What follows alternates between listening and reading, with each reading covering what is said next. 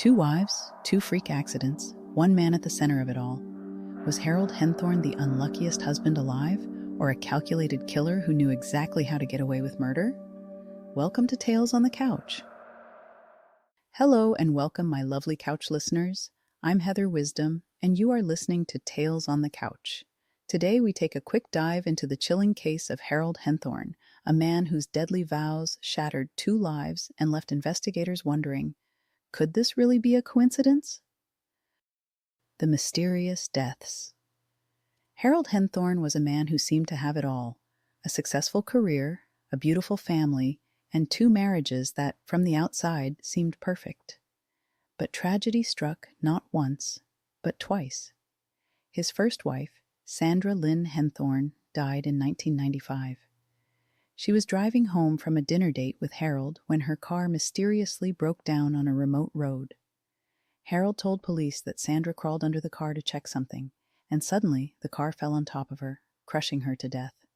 At the time, authorities ruled it a tragic accident. Sandra's family grieved, Harold mourned, and life went on. But years later, when Harold's second wife, Toni Henthorn, died under eerily similar circumstances, investigators began to wonder, was this really just a coincidence? Let's fast forward to September 29, 2012.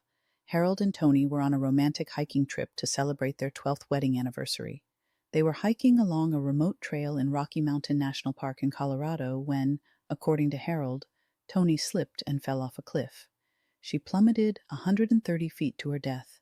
Harold called 911, sounding frantic and desperate. He told the dispatcher that his wife had fallen and he was trying to revive her. But by the time rescuers arrived, Toni was dead. Another freak accident. Another tragic loss. But this time, police weren't so quick to rule it an accident. Red flags and suspicions. There were red flags from the very beginning of the investigation into Toni's death. First, let's talk about the location of the fall. Toni wasn't an experienced hiker. In fact, she was afraid of heights. Friends and family found it strange that Harold would take her on such a dangerous trail for their anniversary hike.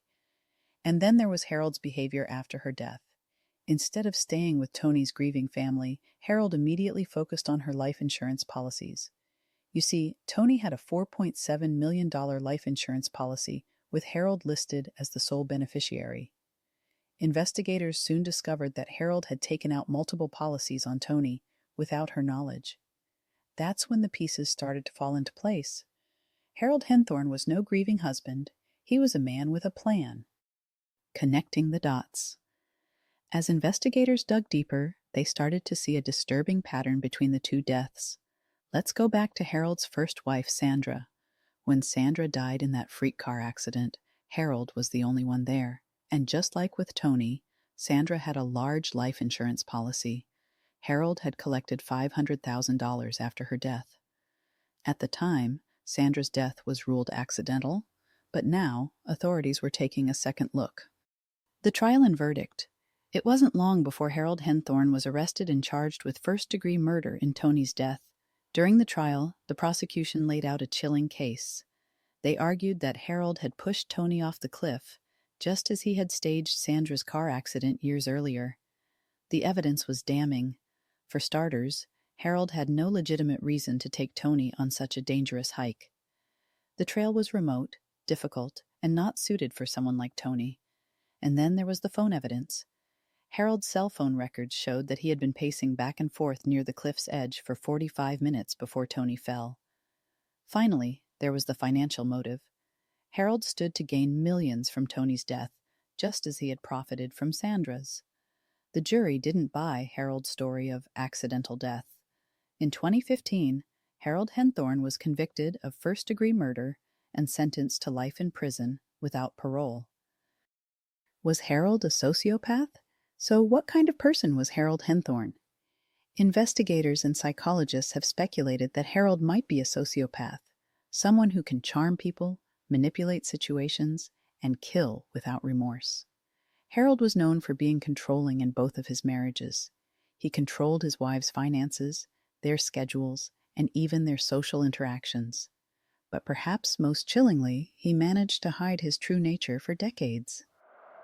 Two wives, 2 tragic deaths, one man who thought he could outsmart the system. Harold Henthorn believed he was untouchable, but in the end, justice caught up with him.